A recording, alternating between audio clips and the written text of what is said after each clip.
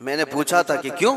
کہا اتنا تقویٰ ہو گیا، اتنی عبادت کیے ہیں کہ ان کو اب یہ ظاہری نماز کی ضرورت نہیں ہے، وہ باطنی نماز پڑھتے ہیں۔ میں نے ان کو ایک سپرے مارا تھا، وہ ابھی تک آئے نہیں واپس۔ کہا شریعت میں 4 لوگوں پر نماز معاف ہے، 4 لوگوں پر نماز معاف ہے۔ نابالغ بچہ ہو تو نماز معاف ہے، ابھی مطلب اس پر نماز فرض ہی نہیں۔ دوسرے پاگل ہو، دماغی نہیں ہے تو بھی نماز معاف ہے۔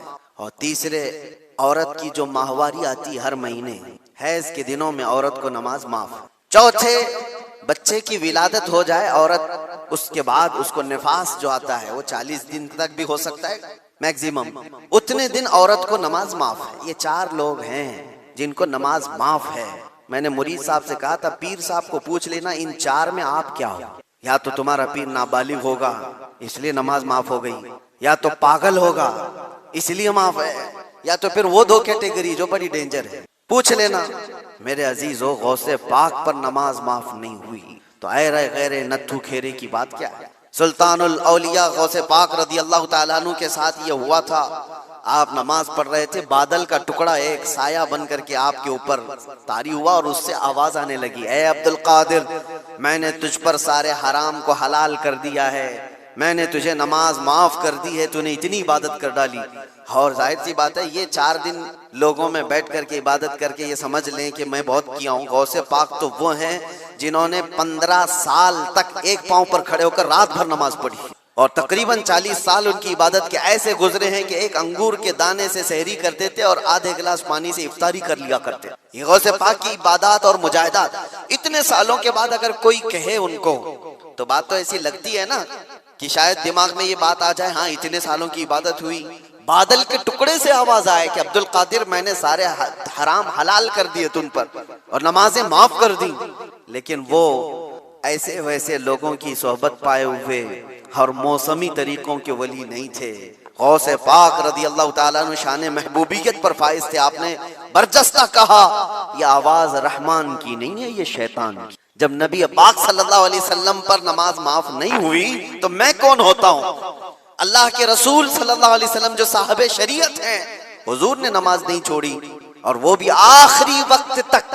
جانتے ہو روایات میں موجود ہے اس وقت رسول اللہ صلی اللہ علیہ وسلم حجرے سے باہر آ رہے تھے جب آپ کی وفات کو چند ہی دن باقی تھے، حضور کی وفات کو، حضور کے انتقال کو چند دن باقی تھے۔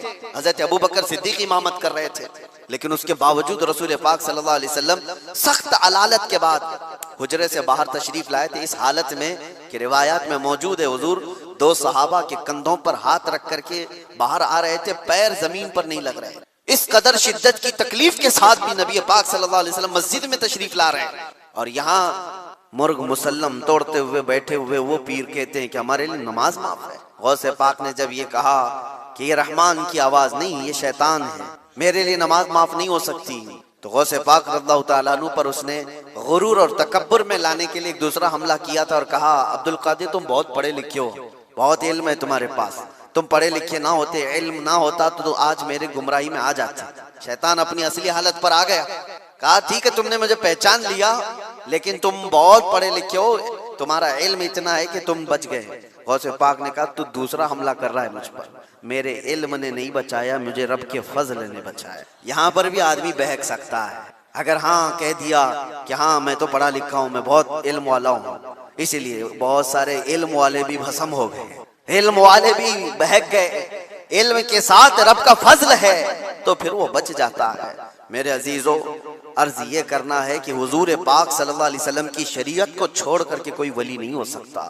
غوث پاک رضی اللہ تعالیٰ عنہ کی 11ویں کرنے والے، نیاز کرنے والے، سب سے میرا ایک ہی کہنا ہے اور سب کے لیے ایک میسج ہے کہ تمہاری 11ویں، تمہارے کچڑے، تمہارے نیاز یہ فرض نہیں، نہ ہی واجب ہیں، مستحب کے درجے میں آ سکتے ہیں، لیکن فجر کی نماز سے لے کر عشاء کی نماز تک فرض یہ تمہارے اوپر ایسا ضروری ہے کہ اس چیز کے لیے کوئی معافی نہیں ہے۔ 1 سال تم نے دیگ نہیں بنائی، نیاز نہیں کی تو قیامت کے دن نہیں پوچھا جائے گا کہ تم غوث پاک کی فاتحہ کرتے تھے کہ نہیں کرتے تھے، یہ سوال نہیں ہوگا، لیکن یہ سوال ضرور ہوگا کہ فجر میں اٹھے کیوں نہیں تھے، یہ سوال ضرور ہوگا اتنی نمازیں قضا کیوں ہوئی تم سے۔ میرے عزیزوں، نوافل اور مستحبات میں پڑی ہوئی یہ امت، میں منع نہیں کرتا، آپ شوق سے، ہم بھی کرتے، غوث پاک رضی اللہ تعالیٰ عنہ کے دربار میں ایصال ثواب کے لیے، مرحومین کے لیے ہم نیاز، فاتحہ، ساری چیزیں کرتے ہیں، لیکن اس کا مطلب یہ نہیں ہے کہ کل وہی ہے اور اللہ تبارک و تعالیٰ کی یہ عبادتیں کچھ معنی نہیں رکھتی، نماز نہیں ہے، قرآن نہیں ہے۔ عزیزان گرامی، میں ان لوگوں سے پوچھتا ہوں جو 2-2 3-3 گھنٹے قوالیوں پر رقص کرتے ہیں، قرآن کی ایک سورہ بھی تو سن کے دکھاؤ، وہ رب کا کلام ہے، اللہ کا کلام ہے، کسی قاری قرآن سے تم قرأت سن کر کے جھومو، پھر پتہ چلے کہ ایمان تمہارے دل میں کتنا ہے۔ ڈھول باجوں پر رقص کرنے والی قوم، ایمان سے اگر تعلق ہے تو ان خرافات میں نہیں جا سکتا، کہ ایمان مضبوط کرو، اولیاء کاملین کی جماعت سے وابستہ رہنا یہ ضروری ہے، لیکن اس کا مطلب صرف یہ نہیں جو بنایا گیا ہے۔ ہم سنیوں پر ایک بڑا الزام یہ لگایا جاتا ہے کہ یہ صرف چادر، گاگر، جلوس، فاتحہ، نیاز، 11ویں والے لوگ ہیں۔ میرے عزیزوں، وہ ایک پارٹ ہے۔ ظالموں نے جس طرح کا یہ ہمارے اوپر الزام لگا کر رکھا ہے کہ یہ سجدے کرنے والے لوگ ہیں، قبر کی پوجا کرنے والے لوگ ہیں، اور مزارات اولیاء پر جا کر شرک و بدعت کرنے والے لوگ ہیں، دنیا کو یہ پھیلا کر کے رکھا گیا۔ ہم اس سے برات کا اظہار کرتے ہیں۔ ہم سنی مزار کو سجدہ تو چھوڑو، ہم رسول کو بھی سجدہ نہیں کرتے۔ سجدہ صرف اور صرف اللہ وحدہ لا شریک کے لیے ہے، عبادت صرف اللہ رب العزت کے لیے ہے۔ سجدہ تو دور کی بات، جھکنا بھی جائز نہیں ہے، جھکنا بھی جائز نہیں ہے۔ ہم اس عقیدے کے حامل ہیں، الحمدللہ، مزارات پر جاتے ہیں تو شرک و بدعت کے لیے نہیں، میرے مصطفیٰ کے فرمان پر جاتے ہیں، حضور پاک صلی اللہ علیہ وسلم کے فرمان کی بنیاد پر جاتے ہیں۔ اور رہی بات اولیاء کاملین کے مزارات پر جا کر دعا کرنا، یہ قرآن سے ہم اخذ کرتے ہیں کہ سیدنا زکریہ علیہ السلام، زکریہ علیہ السلام اللہ کے نبی ہیں، پتہ ہے بیت المقدس کے امام، قرآن میں ہے 3 پارے میں، سورہ آل عمران، آپ پڑھ کر کے دیکھنا، ان کو اولاد نہیں تھی، 90 سال کی قریب عمر ہو گئی تھی، لیکن اسی وقت بیت المقدس میں حضرت بی بی مریم کو لایا گیا تھا۔ حضرت بی بی مریم کا بھی معاملہ ایسا ہے، ان کی والدہ منت کری تھی، ان کے والد عمران، ان کی والدہ حنہ، ان کو بھی اولاد نہیں تھی، انہوں نے منت کی تھی کہ اللہ اگر ہم کو تو بیٹا دے تو ہم بیت المقدس کی خدمت میں وقف کریں گے۔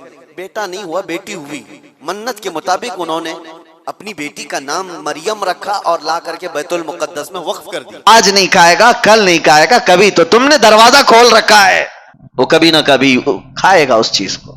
اسی لیے میرے عزیزوں، ایک بزرگ نے اپنے مرید سے کہا تھا، یہی لڑکیوں کے پردے اور حجاب کے بارے میں بات آئی تو انہوں نے کہا تھا، بیٹا گوشت خرید کر کے لانا، 2 کلو گوشت ایک کھلے برتن میں سر پر رکھ کر کے لانا، کپڑا مت ڈھانکنا۔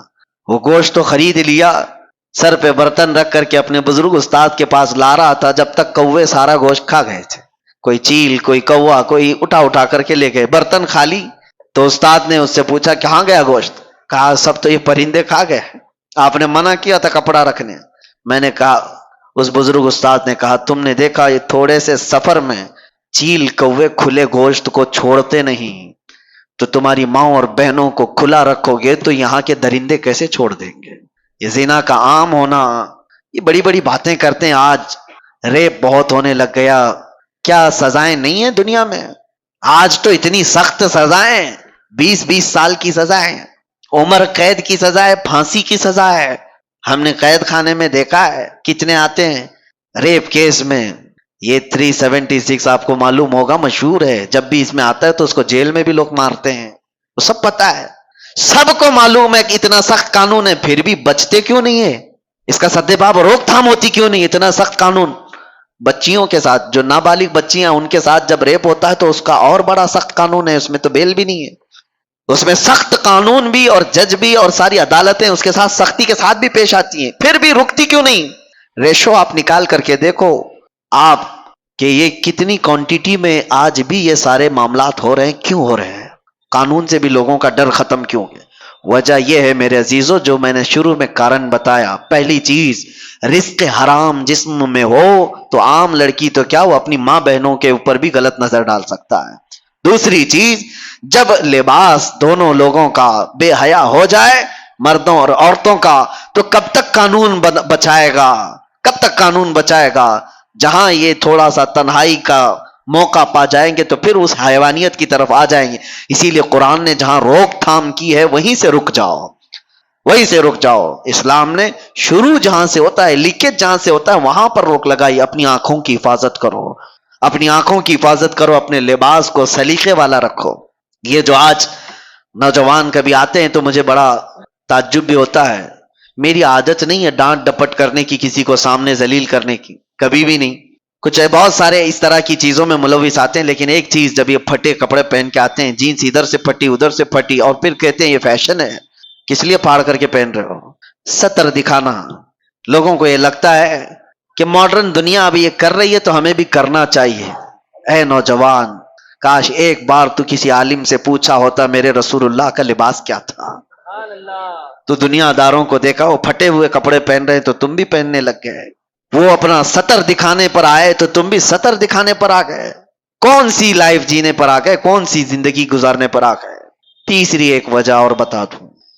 بزرگوں نے فرمایا ہے کہ جب بندہ زیادہ گانے سنتا ہے تو اس سے زنا کے قریب جاتا ہے. یہ جتنے نغمات، گانے سننے کی جس کو عادت ہے، اس کے جسم کے اندر بے حیائی کا زیادہ رجحان ہوتا ہے. اور ایک بزرگ نے فرمایا کہ دنیاوی محبت کے گانے انسان کے دل میں نفاق پیدا کرتے ہیں، منافق بناتے ہیں. منافق سمجھتے ہو؟ منافق وہ آدمی جو دکھنے میں مسلمان ہے، اندر سے کافر ہے، اندر سے کافر ہے.